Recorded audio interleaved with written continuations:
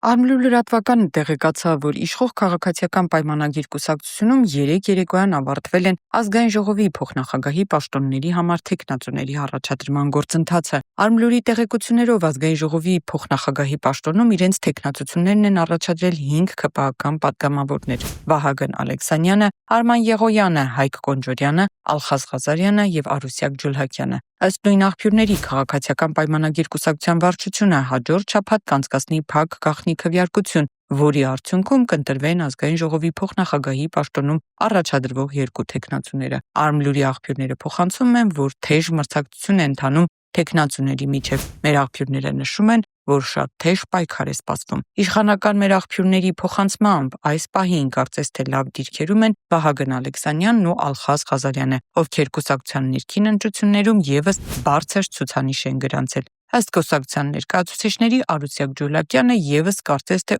ուժեղ մրցակից է համարվում։ Հիշեցնենք, որ հունիսի 25-ին ՔՊ վարչության փակ քննարկման ժամանակ ազգային ժողովի նախագահի թեկնածու էր ընտրվել Ռուբեն Ռուբինյանը։